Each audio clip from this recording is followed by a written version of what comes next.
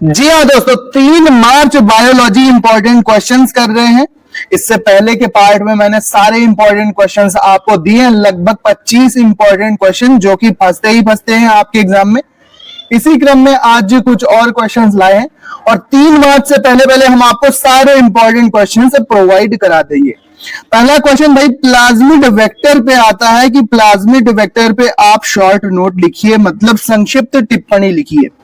क्या होता है प्लाज्मिड वेक्टर? आप लिखेंगे कि प्लाज्मिड वेक्टर एक प्रकार का डीएनए मॉलिक्यूल है, यानी डीएनए अणु है जो जीवाणुओं में पाया जाता है। प्लाज्मिड वेक्टर एक प्रकार का डीएनए मॉलिक्यूल है जो जीवाणुओं में पाया जाता है और जेनेटिक इंजीनियरिंग में उपयोग किया जाता है। प्लाज्मिड वेक्टर का उपयोग जीन को एक जीवाणु से दूसरे जीवाणु में स्थानांतरित करने के लिए किया जाता है। कितनी सरल परिभाषा है कि प्लाज्मिड वेक्टर ऐसा मॉलिक्यूल है जो कि जीवाणुओं में पाया जाता है और इसका उपयोग जेनेटिक इंजीनियरिंग में करते हैं। एक जीवाणु से दूसरे जीवाणु में जीन को प्रतिस्थापित या स्थानांतरित करने के लिए प्लाज्मिड वेक्टर का उपयोग किया जाता है। तो ये तो हो जाएगी परिभाषा। फिर आप प्लाज्मिड वेक्टर के उपयोग लिख देंगे कि भाई इसका उपयोग जेनेटिक इंजीनियरिंग में होता है। प्लाज्मिड वेक्टर जेनेटिक इंजीनियरिंग में उपयोग किया जाता है जीन को एक जीवाणु से दूसरे जीवाणु में स्थानांतरित करने के लिए। अगला आप लिख सकते हैं कि वैक्सीन के विकास में, जो हमारी वैक्सीन्स बनती हैं, टीके बनते हैं, उसके विकास में प्लाज्मिड वेक्टर वैक्सीन के विकास में उपयोग किए जाते हैं जीन को एक जीवाणु से दूसरे जीवाणु में स्थानांतरित करने के लिए। इसके बाद जीन थेरेपी, यहां पर लिखेंगे कि जीन थेरेपी में भी प्लाज्मिड वेक्टर का उपयोग किया जाता है। जीन को एक जीवाणु से दूसरे जीवाणु में ट्रांसफर करना ही पड़ता है जीन थेरेपी में, इसलिए इसका उपयोग जीन थेरेपी में किया जाता है। तो प्लाज्मिड वेक्टर के 3 उपयोग आप हेडिंग के तौर पे भी याद कर सकते हैं, जेनेटिक इंजीनियरिंग, वैक्सीन विकास और जीन थेरेपी। अब चलते हैं अपने नेक्स्ट क्वेश्चन की तरफ। ये क्वेश्चन लगभग हर साल आपके पेपर में आता है भाई कि जैव प्रौद्योगिकी की कृषि क्षेत्र में उपयोगिता बताइए। जैव प्रौद्योगिकी की कृषि क्षेत्र में उपयोगिता क्या होगी? ठीक है, लगभग 3 से 4 नंबर में ये क्वेश्चन आएगा ही आएगा। ठीक है, 5 नंबर में भी आ सकता है। तो जैव प्रौद्योगिकी की कृषि में उपयोगिता निम्नलिखित है। आप सबसे पहले हेडिंग डालेंगे फसलों की उत्पादकता में वृद्धि। लिखना है इसमें कि जैव प्रौद्योगिकी के माध्यम से फसलों की उत्पादकता में वृद्धि की जा सकती है। जेनेटिक इंजीनियरिंग के माध्यम से फसलों में ऐसे जीन डाले जा सकते हैं जो उन्हें अधिक उत्पादक बनाते हैं। तो ऐसे जीन का हम ट्रांसफर कर सकते हैं किसी पौधे में जो कि अधिक उत्पादन करता है। तो ये भी पॉसिबल है। किसके द्वारा पॉसिबल है? जैव प्रौद्योगिकी यानी बायोटेक्नोलॉजी से पॉसिबल है। फसलों की गुणवत्ता में सुधार किया जा सकता है बायोटेक्नोलॉजी के उपयोग से। जैव प्रौद्योगिकी के माध्यम से फसलों की गुणवत्ता में सुधार किया जा सकता है। जेनेटिक इंजीनियरिंग के माध्यम से फसलों में ऐसे जीन डाले जा सकते हैं जो उन्हें अधिक पौष्टिक बनाते हैं। अगला आप लिख सकते हैं कि फसलों की प्रतिरोधकता में सुधार हो सकता है कि भाई फसल जल्दी किसी कीट से, ठीक है, प्रभावित ना हो, किसी फंगस से, किसी एल्गी से प्रभावित ना हो, किसी बैक्टीरिया के रोग उसमें ना लगे। तो ऐसी फसलें भी विकसित की जा सकती हैं जैव प्रौद्योगिकी के माध्यम से जिनमें अधिक रोग प्रतिरोधक क्षमता होगी। तो तीसरी हेडिंग आप ये डाल सकते हैं कि फसलों की रोग प्रतिरोधक क्षमता में वृद्धि। अगला है भाई कि अगला है कि फसलों की जलवायु परिवर्तन के प्रति सहनशीलता। जैव प्रौद्योगिकी के माध्यम से ऐसी फसलों की जलवायु परिवर्तन के प्रति सहनशीलता में वृद्धि की जा सकती है। जेनेटिक इंजीनियरिंग के माध्यम से फसलों में ऐसे जीन डाले जा सकते हैं जो उन्हें जलवायु परिवर्तन के प्रति अधिक सहनशील बनाए। जैव उर्वरकों का विकास किया जा सकता है भाई, जेनेटिक इंजीनियरिंग की मदद से जैव उर्वरकों का विकास किया जा सकता है। ठीक है, ऐसे जीन डाले जा सकते हैं जो उन्हें उर्वरकों के रूप में काम करने में मदद करेंगे। कीटनाशकों का विकास किया जा सकता है। तो ये ऐसा क्वेश्चन है कि अगर आप इनकी हेडिंग तैयार कर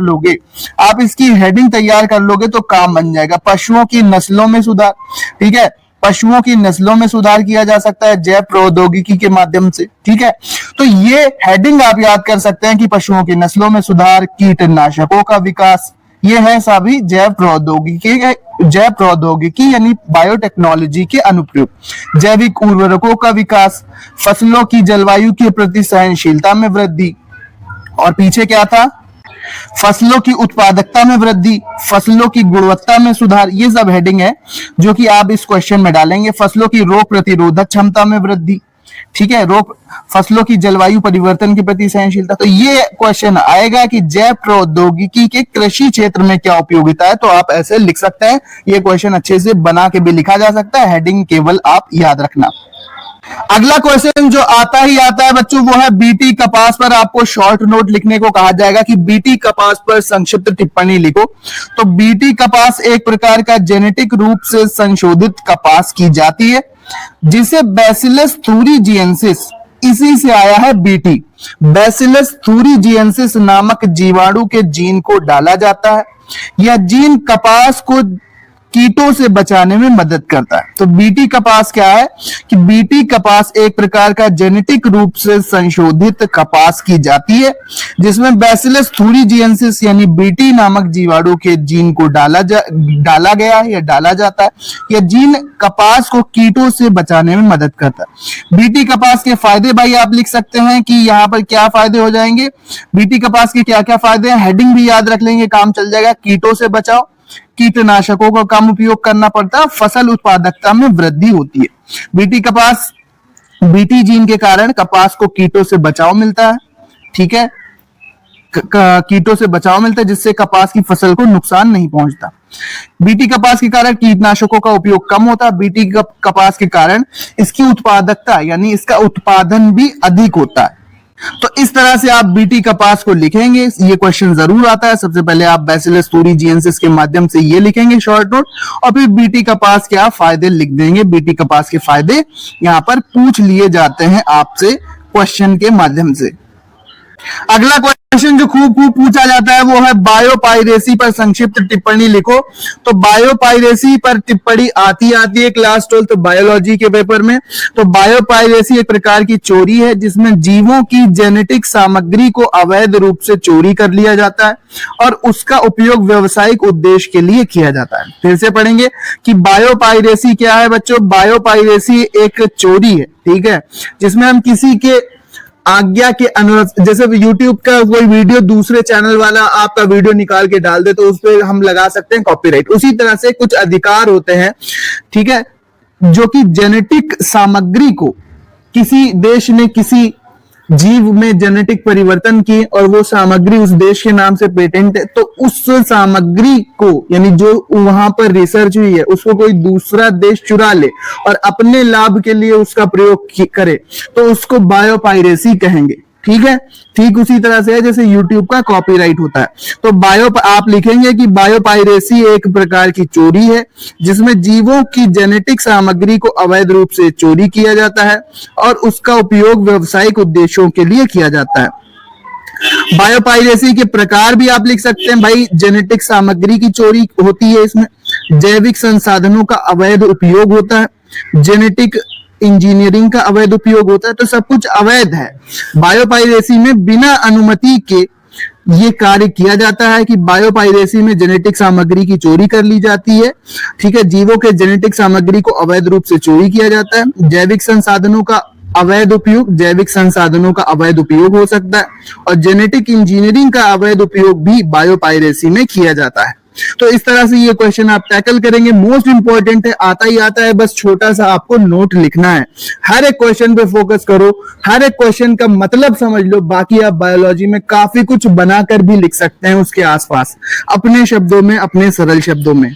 ये भी पूछा जा सकता है कि बायोपायरेसी रोकने के उपाय क्या हैं, तो आप बताएंगे सर कि बायोपायरेसी रोकने के कुछ उपाय किए जा सकते हैं, जैसे जेनेटिक सामग्री की सुरक्षा, जेनेटिक सामग्री की सुरक्षा करना, जैविक संसाधनों का संरक्षण, और जेनेटिक इंजीनियरिंग नियमों का नियमन। जेनेटिक इंजीनियरिंग का नियमन यानी भाई जेनेटिक इंजीनियरिंग का ऐसा उपयोग ना हो जिससे कोई एक विशेष देश फायदा ले ले या कोई विशेष वैज्ञानिक फायदा उठाए, गलत उपयोग ना हो किसी भी तकनीक का।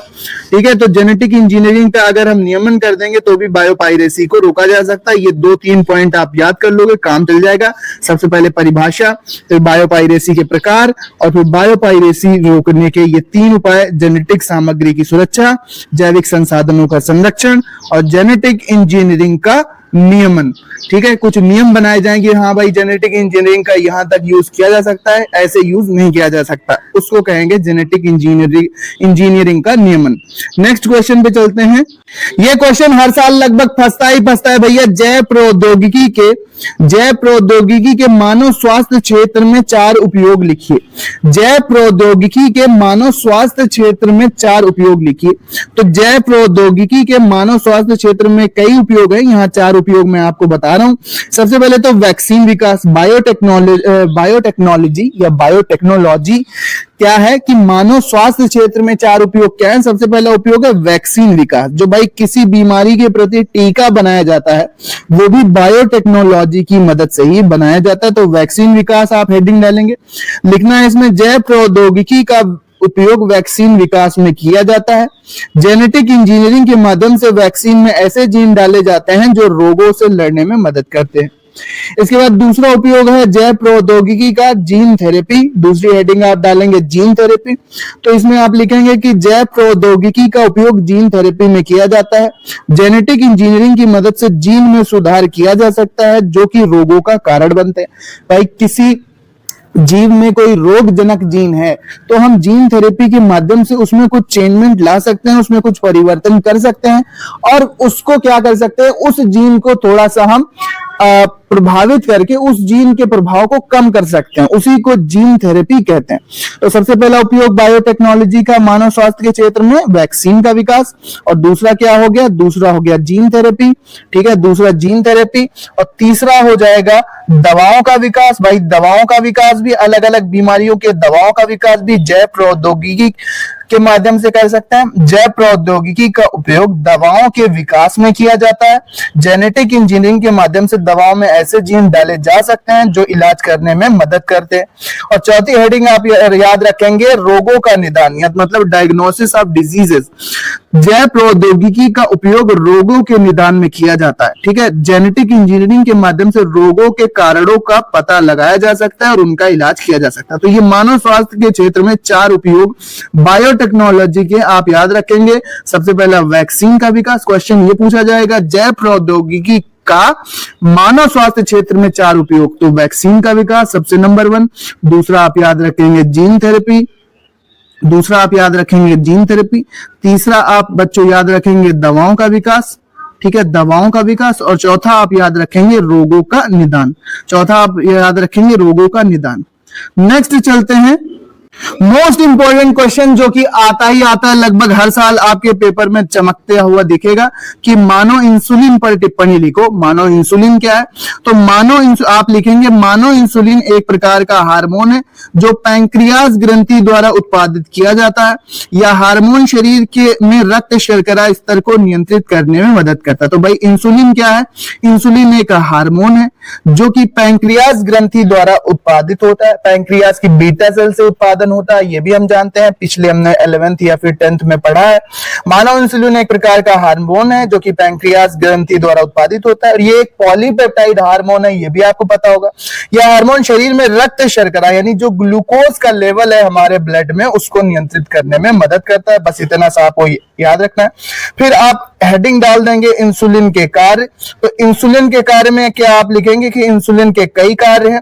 सबसे पहला आप कार्य लिखेंगे यहाँ पर, सबसे पहला कार्य रक्त शर्करा के स्तर को नियंत्रित करना।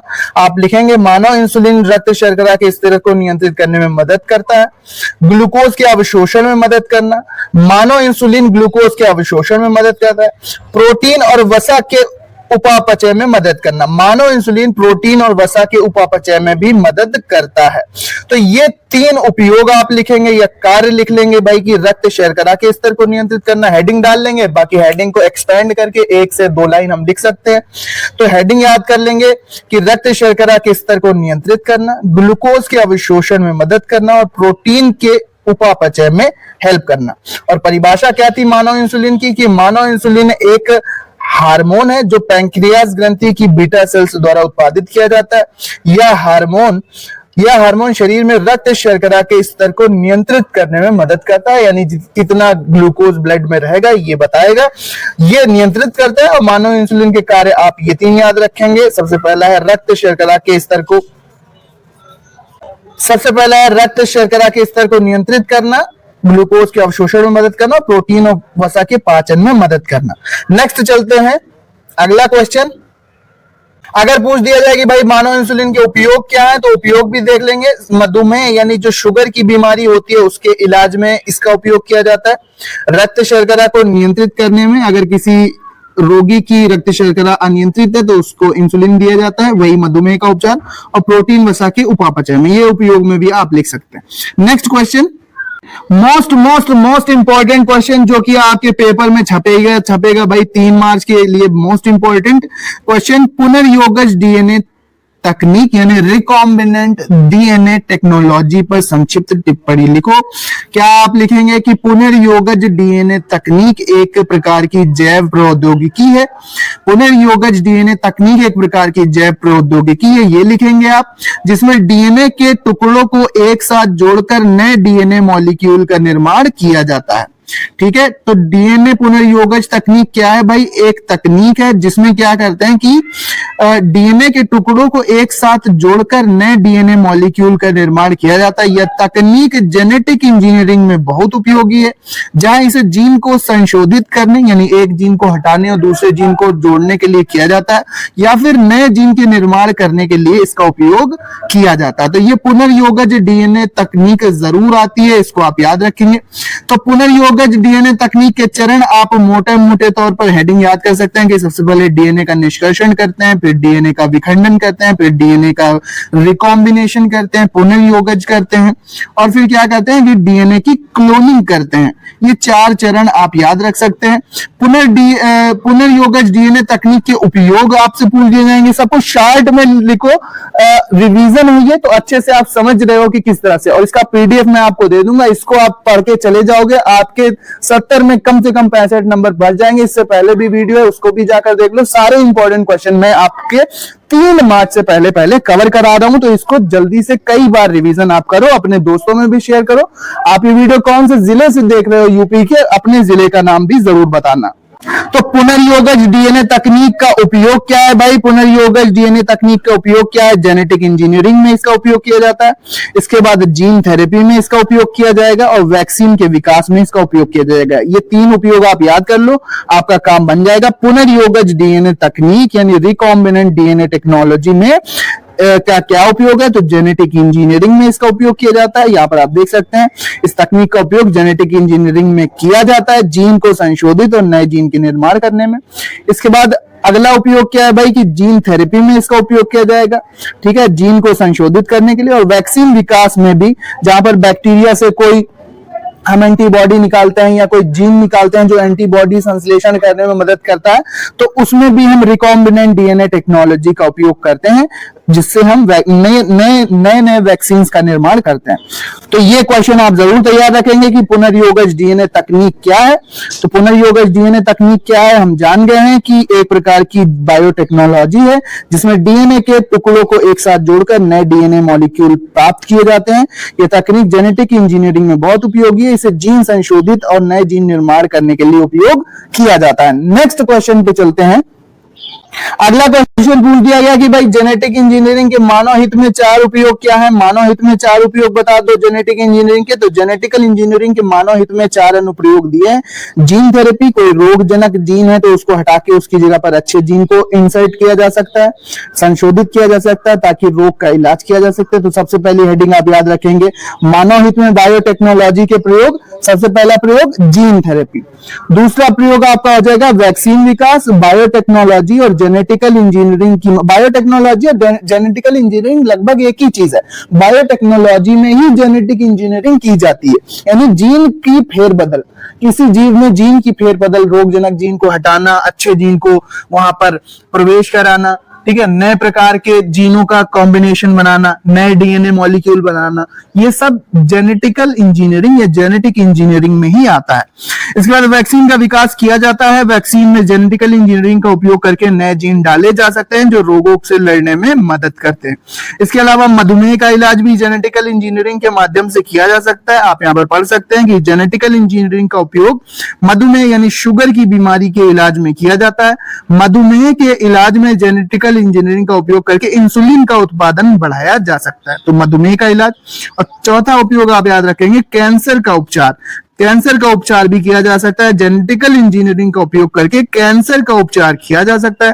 कैंसर का इलाज जेनेटिकल इंजीनियरिंग का उपयोग करके कैंसर कोशिकाओं को नष्ट किया जा सकता है। तो मानव हित में ये 4 प्रयोग आप याद रखेंगे। क्वेश्चन पूछा जाएगा जेनेटिकल इंजीनियरिंग, या फिर अगर पूछ दिया जाए जैव प्रौद्योगिकी भी, तो उससे आप क्या लिखेंगे 4 अनुप्रयोग, कि जेनेटिकल इंजीनियरिंग के मानव हित में 4 अनुप्रयोग हैं। सबसे पहला जीन थेरेपी, ठीक है, वैक्सीन का विकास, इसके बाद आता है मधुमेह का इलाज, मधुमेह का इलाज यानी शुगर का इलाज, और फिर आ जाएगा आपका लास्ट वाला कैंसर का इलाज। नेक्स्ट चलते हैं नेक्स्ट क्वेश्चन पर।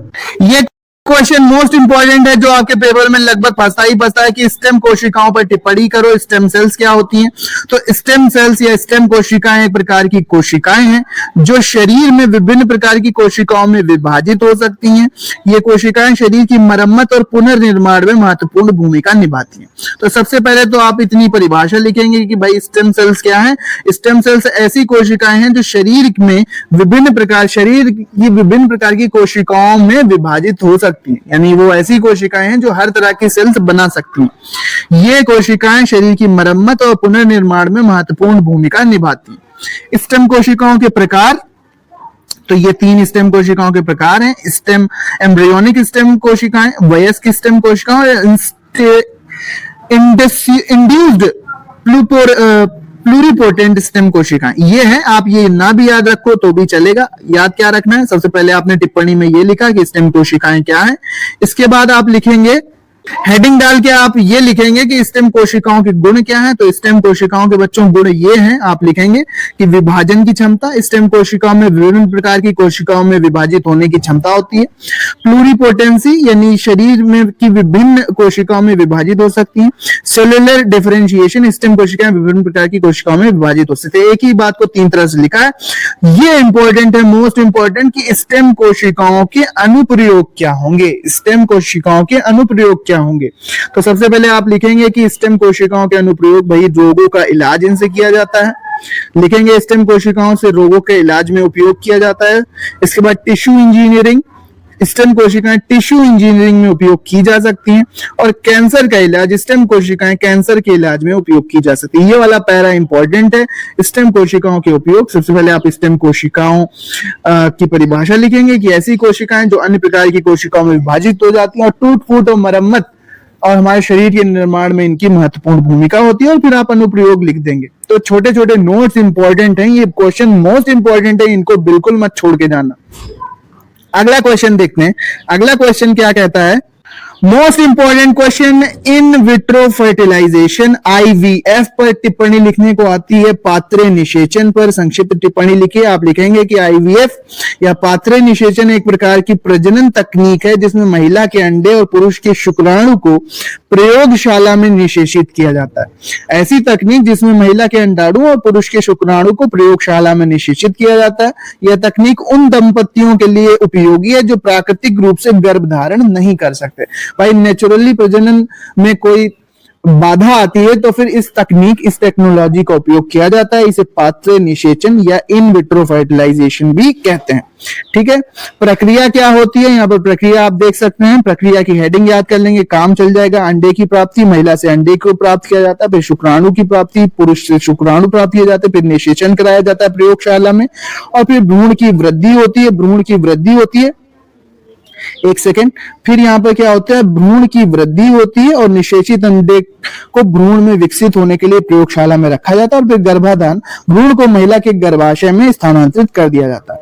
तो ये है अंडे की प्राप्ति, ठीक है। इन विट्रो फर्टिलाइजेशन में अंडे की प्राप्ति आप हेडिंग डालेंगे, शुक्राणु की प्राप्ति, निषेचन, भ्रूण की वृद्धि और फिर भ्रूण का गर्भाधान महिला के अंडा गर्भाशय।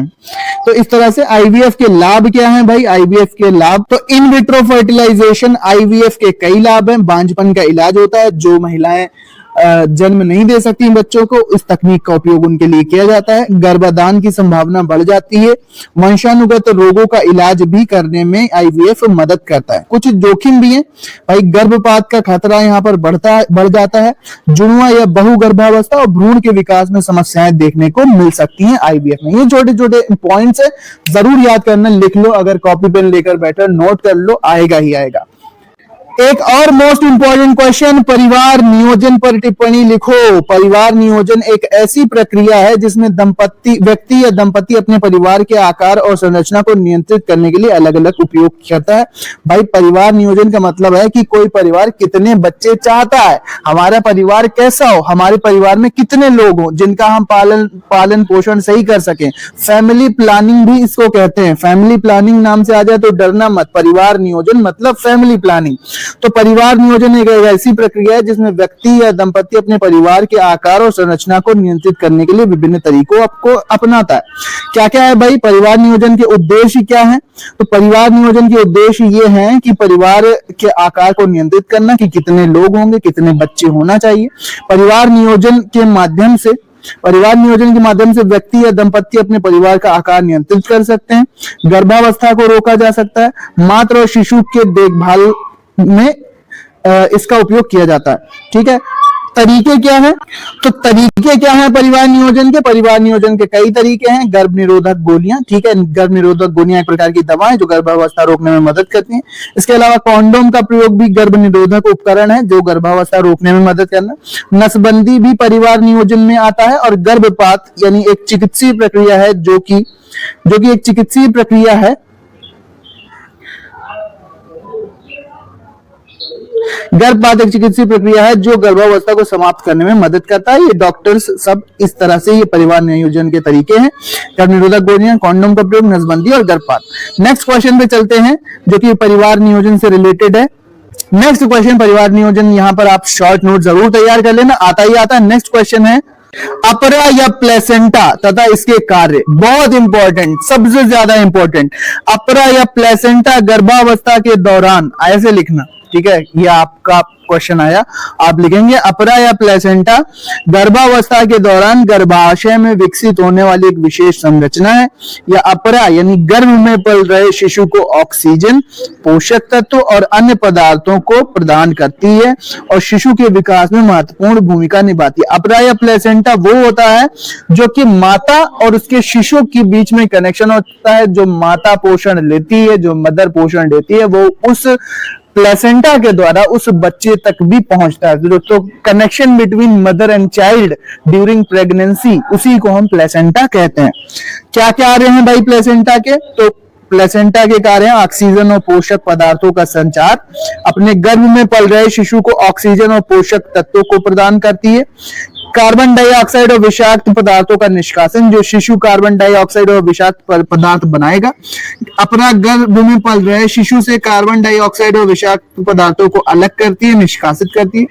हार्मोन का उत्पादन अपरा गर्भावस्था के दौरान हार्मोन का उत्पादन करती है जो गर्भ में पल रहे शिशु के विकास में महत्वपूर्ण भूमिका निभाते हैं। गर्भ में पल रहे शिशु की रक्षा, अपरा गर्भ में पल रहे शिशु की बाहरी खतरों से भी रक्षा करती है। कुछ अपरा के विकार भी हो सकते हैं, जैसे अपरा का अलगाव गर्भावस्था के दौरान हो सकता है। अपरा का संक्रमण, इन्फेक्शन हो सकता है। अपरा का ट्यूमर हो सकता है। तो ये कुछ है, लेकिन अपरा इंपॉर्टेंट क्वेश्चन है, यहाँ पर आप देख सकते हैं। सबसे पहले आप लिखेंगे अपरा प्लेसेंटा होता क्या है? तो कनेक्शन होता है शिशु और उसकी माता के बीच गर्भावस्था के दौरान गर्भाशय में विकसित होने वाली एक विशेष संरचना है। यह गर्भ में पल रहे शिशु को ऑक्सीजन, पोषक और अन्य आवश्यक पदार्थों को प्रदान करती है। शिशु के विकास में महत्वपूर्ण भूमिका निभाती है। ये कार्य है हैं भाई, इतना आप तैयार कर लोगे अपरा के बारे में, शॉर्ट नोट आपका तैयार है। क्या तैयार करना है? 4 हेडिंग आप तैयार करेंगे कि ऑक्सीजन और पोषक पदार्थों का संचरण, कार्बन डाइऑक्साइड और विषाक्त पदार्थों का निष्कासन, हार्मोन का उत्पादन और गर्भ में पल रहे शिशु की रक्षा।